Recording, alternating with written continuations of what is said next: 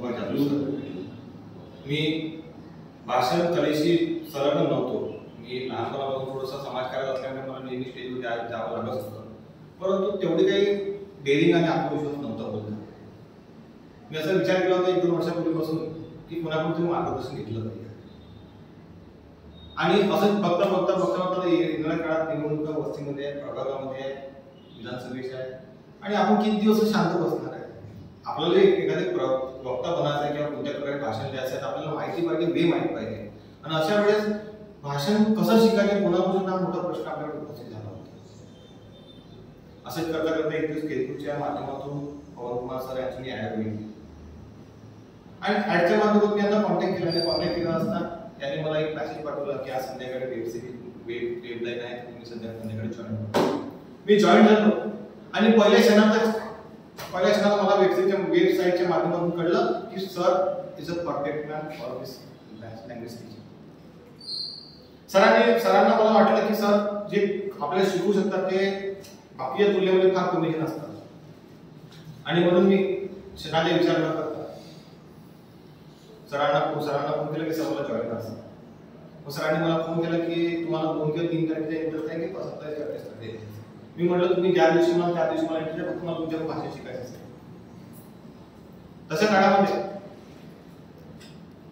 सरांना मी फीस दिली आणि सरांनी म्हटलं की माझी मी व्यवस्था कशी करणार. तर सरांनी जी व्यवस्था आज केली त्याच्या मी खरंच त्यांचं करतो की निघण्यापासून तर इथे येण्यापर्यंत पूर्ण प्रवासात 2दा फोन केले म्हणून मी पोहोचले का.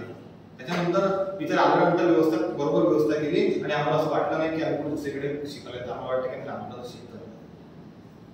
मी खरंच मला आनंद होतो आहे, विश्वास होतो आहे की अशा प्रकारे सर जर ट्रीटमेंट देऊन आम्हाला जर लहान मुलांसारखं शिकवत असेल तर मला वाटत नाही की महाराष्ट्रात कोणी वक्ता बनणार नाही. सर्व पवन कुमार सरांकडे जर आले सर्व वक्ता बनवू शकतात. एक लहानसा मुलगा पण आला त्याला थोडंसं नॉलेज आहे अभ्यासाचं आणि 10वीच्या वर्गाला जर सरांनी म्हटलं तर पण वक्ता करू शकतो. सरांमध्ये एवढी ताकद आहे शिकवण्याला दिसते.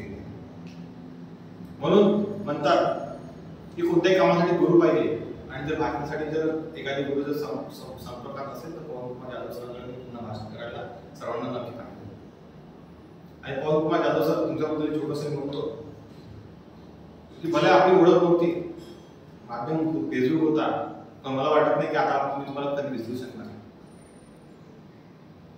जीवनात कधी तुम्हाला विसरू शकणार जेव्हा मी स्टेजवर येणार परिसरात पुन्हा तुमचं आहे की बा मला येत सर्व होतं पण सिक्वेन्स माहित होता. तुम्ही मला सांगितलं की जो वाक्य कसं निवडायचं.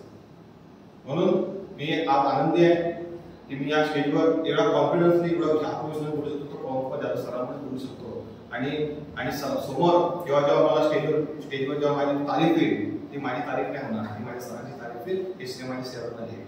मी एवढं बोलतो आणि पवन कुमार जाधव सरांमध्ये मी बोलू शकलो.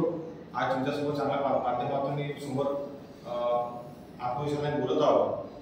याबद्दल मी सरांचे मनापासून धन्यवाद देतो, आभार मानतो.